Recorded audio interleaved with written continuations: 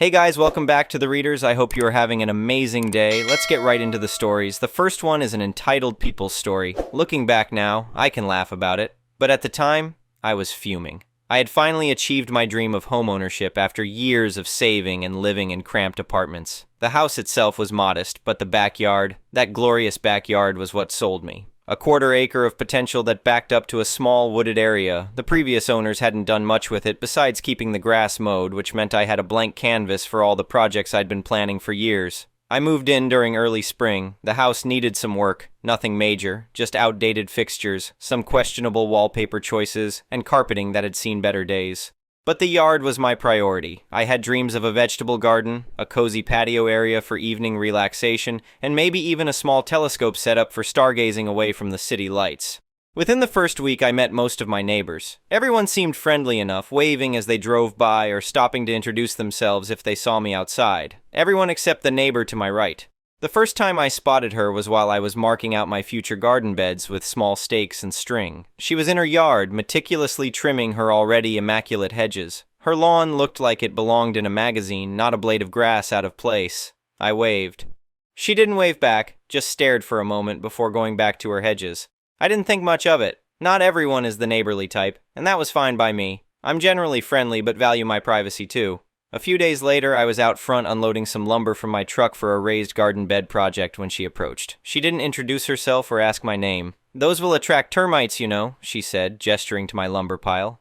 "Thanks for the concern," I replied, "but these are cedar boards. They're naturally resistant to insects."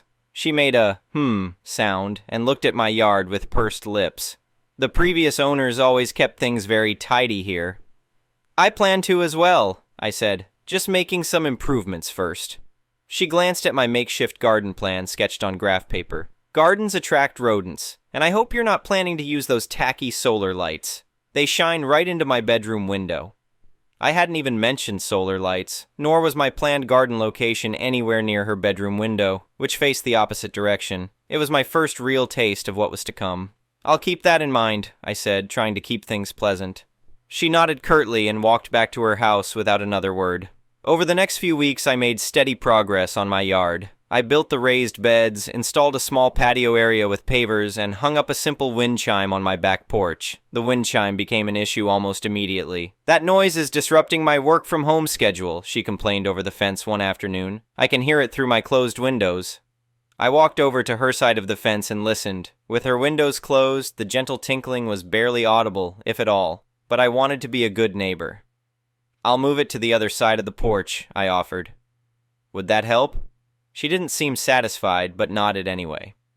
I moved the chime that evening, placing it as far from her house as possible.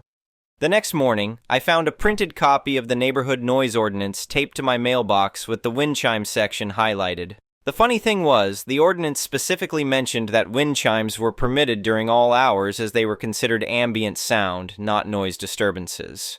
I was starting to get the picture. This neighbor wasn't just particular. She seemed to believe she had some authority over my property decisions. The incident that pushed things over the edge happened about 2 months after I moved in.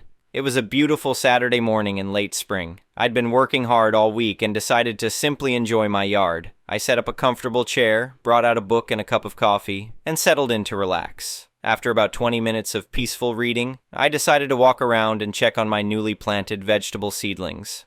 I was standing near my tomato plants, coffee in hand, admiring their progress, when I heard the distinct sound of a throat clearing. I turned to see my neighbor standing at the fence line, arms crossed. "Can I help you?" I asked. "What exactly are you doing?" Her tone was accusatory, as if she'd caught me in the middle of some criminal act.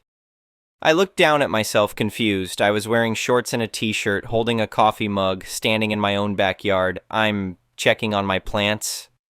"You've been out here for nearly half an hour," she said, "just standing around looking." "Yes, I'm enjoying my yard on a Saturday morning." "You're staring into my property." I was baffled. My back had been to her house the entire time I was examining my plants. "I'm really not. I'm looking at my garden." "Well, before that, you were sitting and looking this way." She pointed to my chair, which was angled toward my garden beds, not her house. "I was reading a book," I said, holding up my paperback as evidence. "This is a respectable neighborhood," she continued as if I hadn't spoken. "People don't just loiter in their yards here." I couldn't help but laugh. "It's not loitering when it's my own property." This seemed to infuriate her. Your attitude is exactly the problem. I've lived here for 15 years and I've never had to deal with someone who just stands around in their yard watching other people's houses. I'm not watching your house, I said firmly. I'm enjoying my own property in a completely normal way. Well, I feel uncomfortable with you just standing there, she snapped. Either go inside or do some actual yard work. I set my coffee mug down on a nearby garden bed edge. Look, I understand you're used to the previous owners, but this is my home now. I have every right to be in my yard doing whatever legal activity I want. Is that right? She said, pulling out her phone. Well, we'll just see about that. I thought she was bluffing. I really did. I picked up my coffee, turned my back to her, and went back to examining my plants.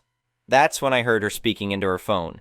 Yes, I'd like to report a suspicious person. My neighbor has been standing in his backyard for over 30 minutes just watching houses. I've asked him to stop, and he's being confrontational. I'm concerned for my safety. I turned around, astonished. Are you seriously calling the police because I'm standing in my own yard? She held up a finger to shush me while continuing her conversation. Yes, he's being aggressive now. I'd appreciate if someone could come quickly. When she hung up, she gave me a smug look. The police will sort this out. I was stunned into silence, then a wave of indignation washed over me. You know what? Good. Let them come. I'll be right here in my yard, not breaking any laws. I returned to my chair, picked up my book, and pretended to read, though in reality I was seething. Who calls the police on someone for standing in their own yard? The audacity was beyond comprehension. About 20 minutes later, a patrol car pulled up to the front of my house. I set my book down and walked around to meet the officers. My neighbor was already at the curb waiting for them. 2 officers approached, looking between us with professional neutrality. We received a call about a disturbance, one of them said. My neighbor immediately launched into her version of events. This man has been lurking in his backyard for nearly an hour now, just standing and watching houses. When I asked him to stop, he became confrontational. The officer turned to me. Sir, what's your side of this? I'm the homeowner, I said calmly. I was sitting in my backyard reading a book and checking on my garden, that's all. I wasn't watching anyone's house or causing any disturbance. Do you have ID that shows this is your residence? The officer asked. Absolutely. I went inside and returned with my driver's license, which had my current address and a recent utility bill for good measure. The officers examined my identification and nodded. They turned to my neighbor. Ma'am, this individual is on his own property and doesn't appear to be violating any laws or ordinances. People are allowed to be in their own yards. But he's just standing there watching, she protested. The more level-headed officer spoke up. Unfortunately, standing in one's own yard isn't illegal. Unless there's evidence of harassment or trespassing, there's nothing we can do. So he can just stand there all day making me uncomfortable in my own home, she demanded. If he's on his own property, yes, the officer confirmed, just as you can be in your yard all day if you choose. My neighbor's face turned an interesting shade of red. This is unacceptable. I've lived here for 15 years and I've never had problems until he moved in. The first officer spoke again, his tone firmer now. Ma'am, I need to caution you that misuse of emergency services can result in penalties. Calling 911 for non-emergencies ties up resources that might be needed elsewhere. That shut her up, at least momentarily. The officers turned back to me. Sorry for the disturbance, sir. Enjoy your weekend. Thank you, officers. I appreciate you coming out. As they walked back to their patrol car, my neighbor shot me a venomous look before storming back to her house. I returned to my backyard, but my peaceful morning was ruined. I was too worked up to enjoy my book now. Instead, I started thinking. This woman had crossed a serious line by calling the police on me for simply existing in my own space. If she thought she could bully me into living by her arbitrary rules, she had another thing coming. I wasn't going to be aggressive or break any laws, but I was going to make it crystal clear that her behavior was unacceptable. That evening, I did some research. I looked up local ordinances regarding property use, noise regulations, fence height restrictions, and even lighting guidelines. I learned that in my municipality, I was allowed to install a fence up to 6 feet high along property lines. I could have outdoor gatherings on my property any day of the week until 10 p.m. Decorative items, including lawn ornaments, were completely unregulated. I could grow any plants I wanted as long as they weren't illegal or invasive species. I was entitled to trim any branches or roots that crossed from a neighbor's property onto mine. Armed with this knowledge, I formulated a plan. I wasn't going to do anything extreme or petty, just exercise my full rights as a property owner in ways that would establish clear boundaries with my entitled neighbor. The first step was security. The next day, I ordered and installed 2 visible but unobtrusive security cameras that covered my backyard. I made sure they were angled to only capture my property, not hers, but they were clearly visible from her windows. I also ordered a property survey, suspecting that the existing fence line might not be accurate. When the cameras went up, I saw her watching from her window. I gave a friendly wave. She quickly disappeared behind her curtains. The survey results came back a week later, and as I suspected, there were discrepancies. The existing fence was actually 8 inches onto my property along the entire boundary with her yard. This explained why her lawn looked so much larger than it should have given our equal lot sizes. I hired a fencing company to install a new 6-foot privacy fence exactly on the property line. The day before installation, I left a polite note in her mailbox. Dear neighbor, a recent property survey has revealed that the existing fence is 8 inches onto my property. I will be having a new fence installed on the correct property line tomorrow beginning at 8 a.m. The work should take 1-2 days. Regards, your neighbor. She appeared at my door within minutes, waving the note. You can't do this. That fence has been there for years. Actually, I can, I replied calmly. I have the survey results right here if you'd like to see them. The property line is clearly marked now with stakes. But that will cut into my garden area. It's actually cutting into my property currently. I'm just reclaiming what's legally mine. She fumed. I'll call the city about this. Feel free, I said. I have all the proper permits and the survey is official, but you're welcome to try. She did try. The next morning, as the fence crew was setting up, a city inspector showed up. I greeted him with a smile and immediately presented my permits and survey. After reviewing everything, he gave the project his blessing and left. My neighbor watched from her window, visibly seething. The new fence went up over the next 2 days, a beautiful cedar privacy fence that would weather to a nice silver gray over time. It did indeed reclaim those 8 inches of land along the entire boundary, which meant her precisely manicured lawn now had an awkward cutout along my property line. Once the fence was up, I began phase 2. Enjoying my property to its fullest, legal extent. I installed a comfortable outdoor seating area where I could read, work on my laptop, or just relax. I put up bird feeders and houses that attracted all sorts of lovely songbirds. I planted flowers that butterflies and hummingbirds loved. My backyard was becoming the peaceful oasis I had dreamed of. I also installed soft landscape lighting that illuminated my garden paths and seating area in the evenings. Nothing bright enough to disturb anyone, just enough to allow me to enjoy my yard after sunset. The lights were all placed to shine downward onto my property, not outward. I hosted small gatherings of friends for barbecues or stargazing sessions with my new telescope. Everything was kept to reasonable hours and noise levels well within ordinance limits. I was simply living my life and enjoying my property. The neighbor tried several more tactics over the next few months. She called the city to complain about my garden, which was perfectly maintained, my bird feeders, which were clean and regularly maintained, and even my telescope, claiming I was using it to spy into windows, which was absurd as it was pointed at the sky. Each complaint was investigated and dismissed. Each time officials came out, I was polite, cooperative, and had all my documentation ready. Each time, my neighbor looked more frustrated. The final straw for her came about 3 months after the fence incident. I had set up a small fountain in my garden, a simple, tasteful stone piece that made a gentle trickling sound. It was placed centrally in my yard, far from any property lines. The sound was barely audible from my own back porch, let alone from neighboring properties. Yet somehow, this was the hill she chose to die on. She stormed over one evening as I was enjoying the fountain's peaceful ambiance. "That thing is keeping me awake all night," she shouted over the fence. I looked at the fountain, then at her, puzzled. "It's hardly audible from where you're standing, and it's only on during daylight hours. I turn it off at 8 p.m. I can hear it through my windows. It sounds like someone's running a faucet constantly." "That's not possible," I said. "But if you'd like, we can test it. Let's go to your yard, close all your windows, and see if you can hear it."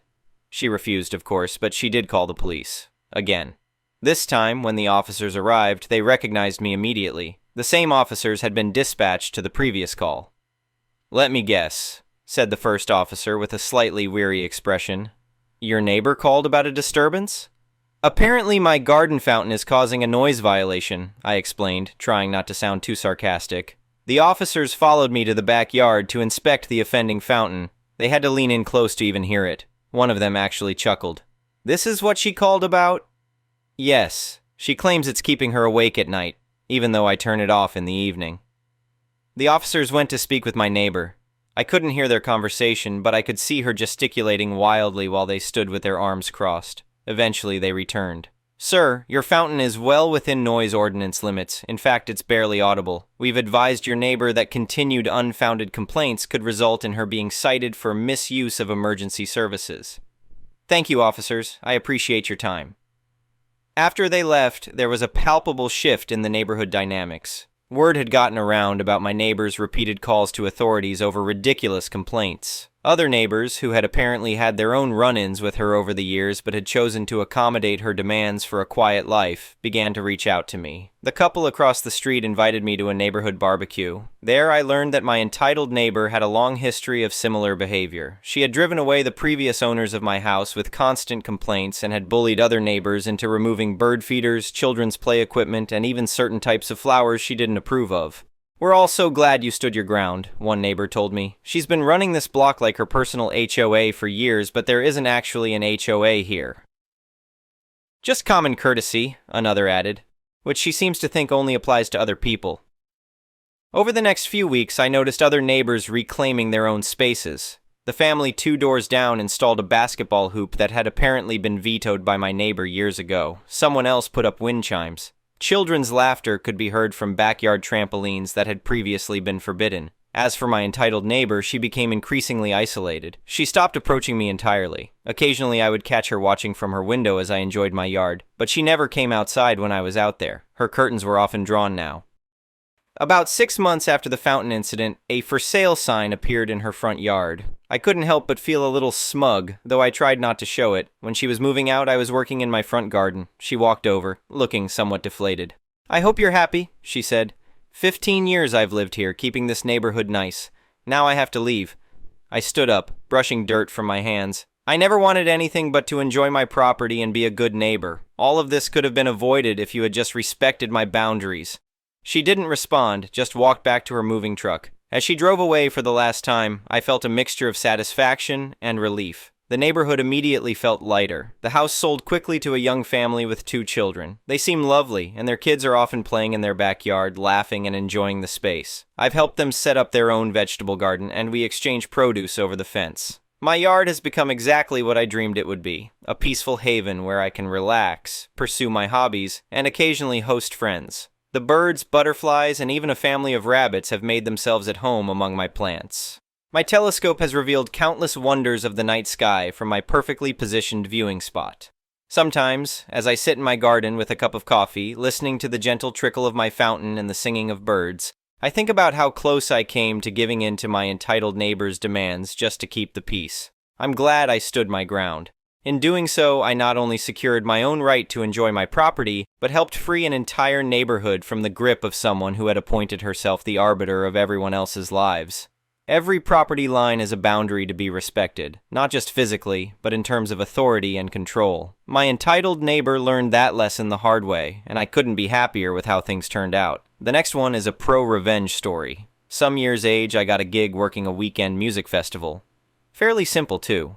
10 bands per day, and all pretty standard rock and roll fare. Bossman puts 4 of us out on the gig. Me, Dreadful Boris, Big Chris, and Hammer. He also said we'd be taking out an apprentice, a young lad who was the son of a local promoter. Well, always nice to have an extra pair of hands, and it's good to help train the next generation. After all, that's how we learnt in the past.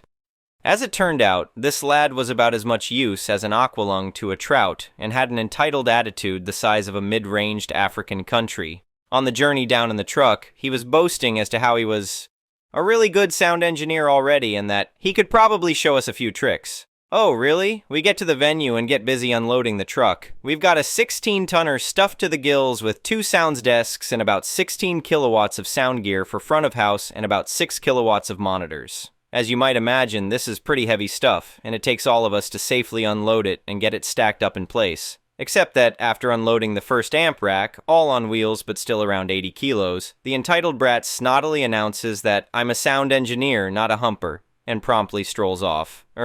Okay. Well, we don't really need him gumming up the works. We're all well used to slinging boxes around, so about an hour later we've got the rig stacked up and strapped down, run out the multi-core to the FOH desk, and are ready to start cabling up and tying power into the on-site generator. Out of nowhere, the spotty oik emerges from whatever hole he had buried himself in and asks what he can do. I say, I'm going to plug up front of house. Perhaps you could help Hammer cable up the speakers. I don't take orders from girlies. Quick side note here, Hammer was 5'9", drop-dead gorgeous and as hard as nails, hence her nickname. She was also a damn fine FOH engineer and a bloody good mate. Boris, Chris, and I collectively groaned inwardly and winced in anticipation of a full 16 inches broadside from Hammer. Seriously, folks, you do not duck with her unless you want the family jewels dangling from the nearest tree. Instead, she smiles sweetly, never a good sign, and says, "Well, I'm sure you'll learn something useful." I then go off to play with cables FOH, while Boris and Chris busy themselves with the monitors.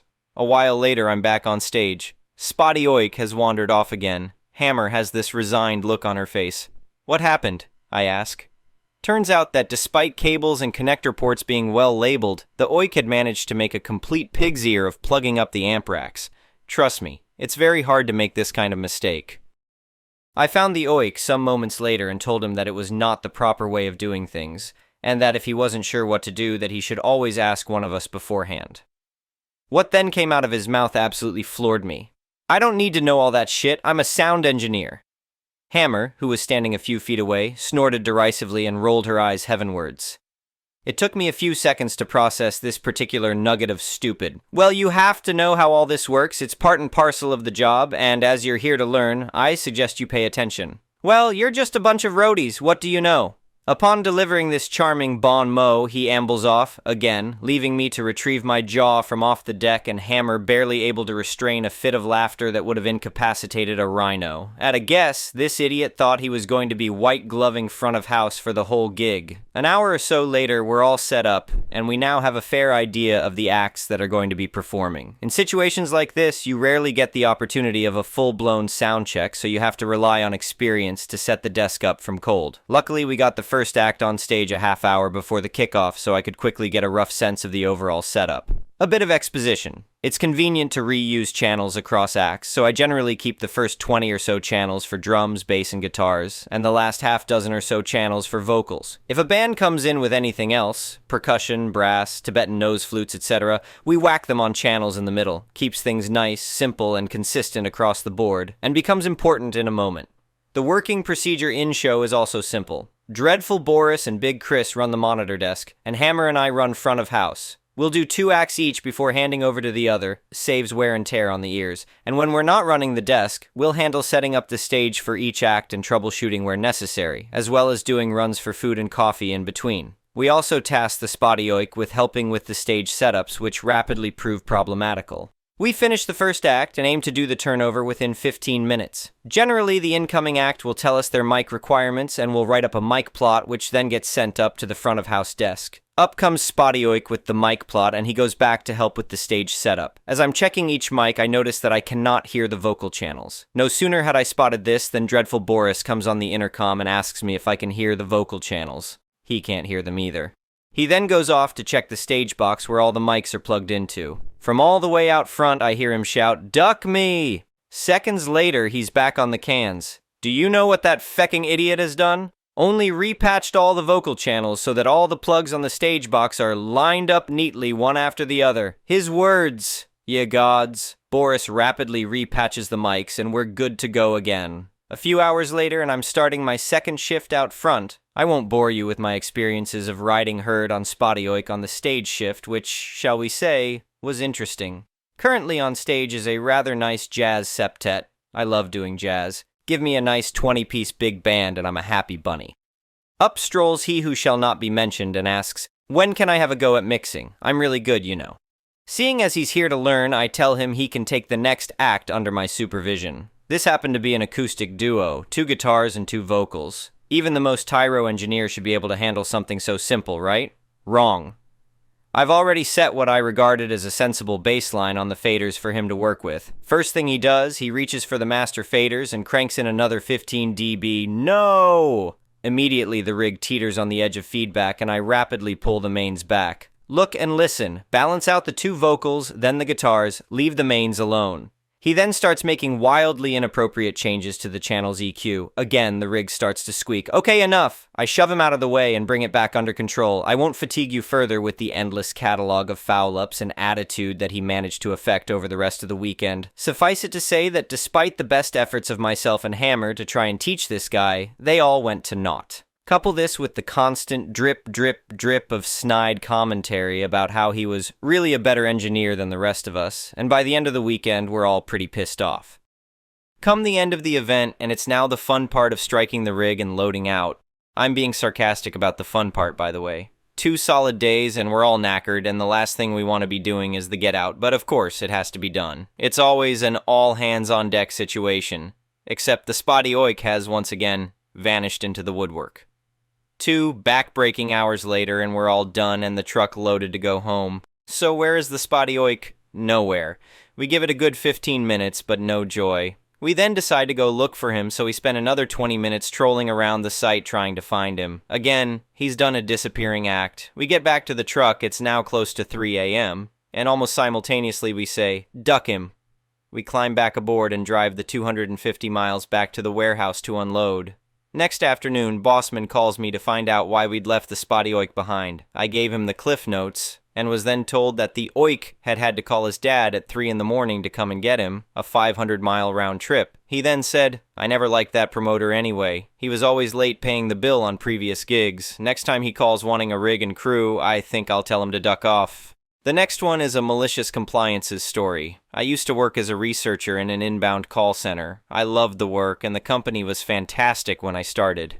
But after 4 years, they got bought out by a big international corp. A pretty standard hack and slash corp equal sign, buy up a profitable company, strip it of all assets, cut costs, slash quality, make good money until our well-deserved fantastic reputation is destroyed, then sell off and move on.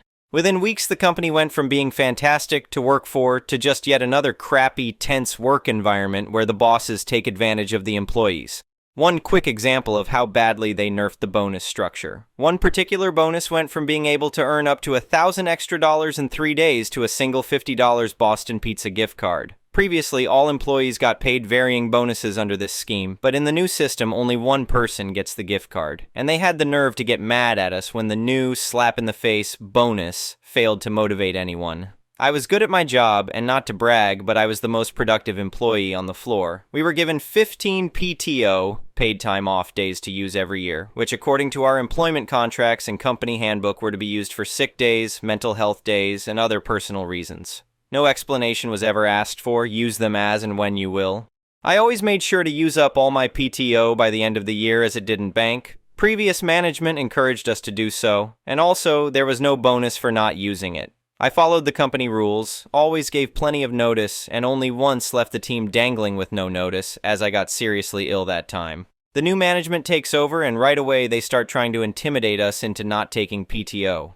I hear a lot of this from my fellow employees, how when they call in the supervisors have started grilling them, challenging them, saying they don't sound sick, etc. A lot of intimidation and bullying. So, by the time I need to use a PTO day, I'm ready. I call in one day and tell them I won't be in tomorrow. They want to know why, so I tell them I'm not feeling well. Their voice grows immediately cold and they get a rude tone. "You don't sound sick to me."